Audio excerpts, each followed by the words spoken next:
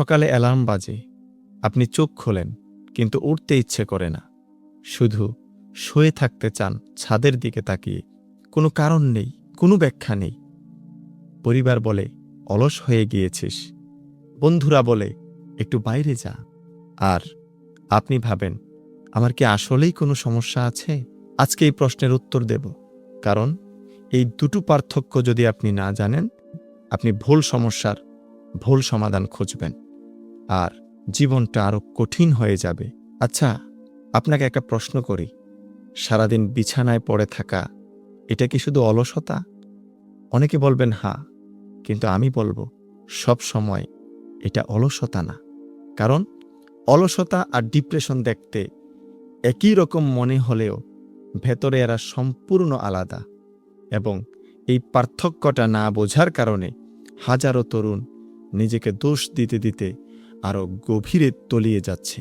আজকে আমরা জানব অলসতা আর ডিপ্রেশনের আসল পার্থক্য কি, কিভাবে বুঝবেন আপনি কোনটায় আছেন, এবং দুটো থেকে বের হওয়ার বাস্তব পথটা কোন দিকে। সর্বপ্রথম আমরা জানব অলসতা কি। অলসতা হলো কাজ করার শক্তি আছে, সামর্থ্য আছে, কিন্তু ইচ্ছে নেই। অলস মানুষ বিছানায় শুয়ে থাকে, কিন্তু মনে মনে জানে সে উঠতে পারে, শুধু উঠতে চাইছে না। আর একটু চাপ দিলে বা মোটিভেশন পেলে সে উঠে যায়। এখন আসি ডিপ্রেশন। ডিপ্রেশন সম্পূর্ণ আলাদা। ডিপ্রেশনে মানুষ বিছানায় শুয়ে থাকে কারণ ওঠার শক্তিটাই তার ভেতরে নেই। মোটিভেশনাল ভিডিও দেখলেও তার কোনো কাজ হয় না, কেউ যদি বলে তাতেও কোনো কাজ হয় না। কারণ সমস্যাটা ইচ্ছার না, সমস্যাটা মস্তিষ্কের রসায়নে। ডিপ্রেশনে মস্তিষ্কে সেরোটোনিন এবং ডোপামিন, এই দুইটার মাত্রা অনেক কমে যায়, যার কারণে কোনো কিছুতেই আনন্দ অথবা শক্তি কোনোটাই পাওয়া যায় না। ইমাম আহমদ ইবনে হাম্বল রহমতুল্লাহ আলাই, ওনার জীবনের একটি অধ্যায়ের কথা আমি আপনাদেরকে বলি। তিনি ছিলেন হাম্বলি মাযহাবের ইমাম। লক্ষ লক্ষ হাদিস তিনি মুখস্থ জানতেন। তার জ্ঞানে তাকওয়ায় তার সমকক্ষ কেউ ছিল না। কিন্তু আব্বাসীয় খলিফা মামুন যখন তাকে কারাগারে বন্দী করলেন, বেত্রাঘাত করলেন, বছরের পর বছর কষ্ট দিলেন, তখন ইমাম আহমদ ইবনে হাম্বল, ওনার অবস্থাটা এতটাই কঠিন হয়ে পড়েছিল যে তিনি মাঝে মাঝে নিজের কামরায় একা বসে থাকতেন, কারো সাথে কথা বলতেন না, চোখ থেকে অশ্রু গড়াত। তার ছাত্ররা তাকে জিজ্ঞেস করলেন, হে ইমাম, আপনি কি ঠিক আছেন? তিনি বললেন, মা আ'লামু দারাজাতান আফদলা মিনাস সবর। তিনি বলেন, আমি সবরের চেয়ে উত্তম কোনো মর্যাদার কথা আমি জানি না।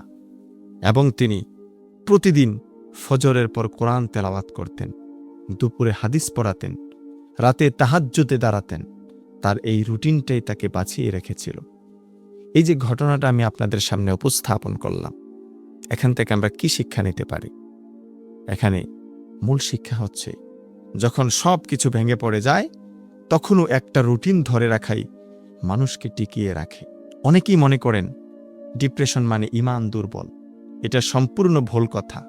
কারণ রাসূল করিম সাল্লাল্লাহু আলাইহি ওয়াসাল্লামের জীবনে আমুল হুজন অর্থাৎ শোকের বছর এসেছিল, যে বছর তার প্রিয়তম স্ত্রী আম্মাজান খাদিজাতুল কুবরা আত-তাহেরা এবং ওনার চাচা আবু তালেব ইন্তেকাল করেছিলেন। সেই সময় রাসূল সাল্লাল্লাহু আলাইহি ওয়াসাল্লাম এতটাই কষ্টে ছিলেন যে আল্লাহ তাআলা তাকে সান্ত্বনা দিতে সূরা আদ-দোহা নাজিল করলেন।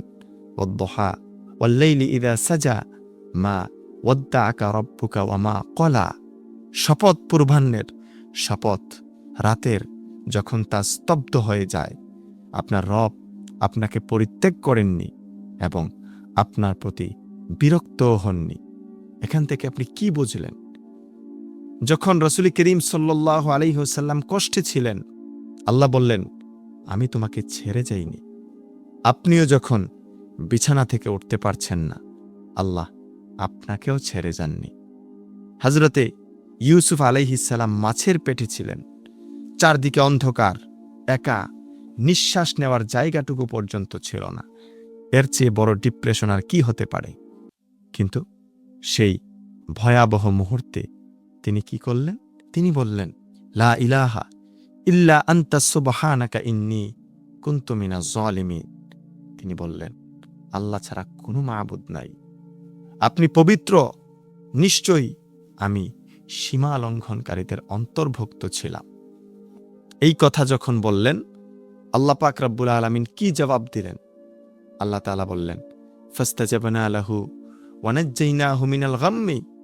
আল্লাহ বললেন, তখন আমি তার ডাকে সাড়া দিলাম এবং তাকে আমি দুশ্চিন্তা থেকে মুক্তি দিলাম। এই দোয়াটি মাছের পেটের অন্ধকার থেকে বের করে এনেছিল, আপনার বিছানার অন্ধকার থেকেও বের করে আনতে পারবে। আমি এখন আপনাকে বাস্তবমুখী কিছু সমাধান দেব। এগুলো যদি মানেন, অবশ্যই ডিপ্রেশন কিছুটা হালকা হবে। 1 নাম্বার হচ্ছে, প্রথমে নিজেকে জাজ করা বন্ধ করুন। আমি অলস, এই কথাটা বলা বন্ধ করুন। কারণ আপনি হয়তো অলস না, আপনি হয়তো ক্লান্ত, এবং ক্লান্ত মানুষের দরকার বিশ্রাম, শাস্তি না। 2 নাম্বার সমাধান হচ্ছে, ছোট একটি কাজ দিয়ে শুরু করুন। বিছানা থেকে উঠে প্রথমে অজু করুন, আর কিছু না। অজু করলে শরীরে পানি লাগে, মস্তিষ্ক সজাগ হয় এবং আপনি নামাজের দিকে এগিয়ে যান। রাসূল আরবী সাল্লাল্লাহু আলাইহি ওয়াসাল্লাম বলেছেন, আত-তুহুরু শাতরুল ঈমান, পবিত্রতা ঈমানের অর্ধেক। অজুর মাধ্যমে শুধু পবিত্রতা না, মানসিক সতেজতাও আসে। 3 নাম্বার সমাধান হচ্ছে, সূর্যের আলোতে যান। প্রতিদিন সকালে মাত্র 10 মিনিট রোদে দাঁড়ান।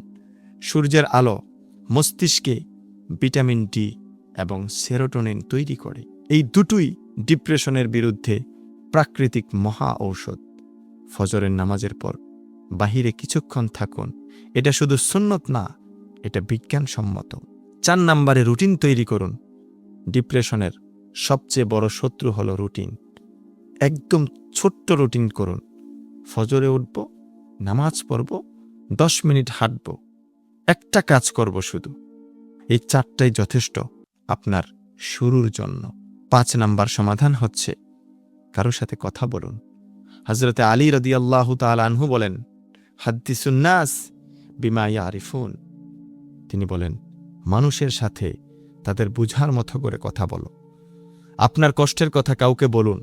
একজন বিশ্বস্ত বন্ধু, বড় ভাই অথবা কাউন্সিলর, অথবা আপনার আশেপাশের প্রিয়জন, যে কেউ হোক না কেন, আপনি কথা বলুন। কষ্ট বুকে চেপে রাখলে সেটা ভেতরে ভেতরে আরও বাড়তে থাকে। 6 নাম্বার সমাধান হচ্ছে, প্রয়োজনে ডাক্তারের কাছে যান। ডিপ্রেশন মানসিক দুর্বলতা না, এটা একটা অসুখ। যেমন জ্বর হলে ডাক্তারের কাছে যান, ডিপ্রেশন হলেও মনোরোগ বিশেষজ্ঞদের কাছে আমাদের যেতে হবে। এখানে লজ্জা পাওয়ার কিছু নয়। লজ্জা যদি পান, তাহলে আপনার এই অসুস্থতা কখনোই সমাধান হবে না। আপনি ডাক্তারের সাথে কথা বলা, এটা হবে আপনার সবচেয়ে বুদ্ধিমানের কাজ। শুনুন, আপনি যদি আজকে বিছানা থেকে উঠতে না পেরে এই ভিডিওটা দেখছেন, তাহলে জানুন, আপনি অলস না, আপনি দুর্বল না, আপনি হয়তো শুধু একটু ক্লান্ত, এবং ক্লান্তি মানে শেষ না। আল্লাহ তাআলা পবিত্র কালামুল্লাহ শরীফে বলেন, ওয়ালা তাহিনু ওয়ালা তাহজানু ওয়া আনতুমুল আ'লাউন। আল্লাহ বলেন, দুর্বল হইও না, দুঃখ করো না, তোমরাই বিজয়ী হবে। আল্লাহ তাআলা আপনাকে বলেছেন, তুমি পারবে। আজকে শুধু একটা কাজ করুন, বিছানা থেকে উঠুন, ওযু করুন, 2 রাকাত নামাজ পড়ুন। এইটুকুই যথেষ্ট আজকের জন্য।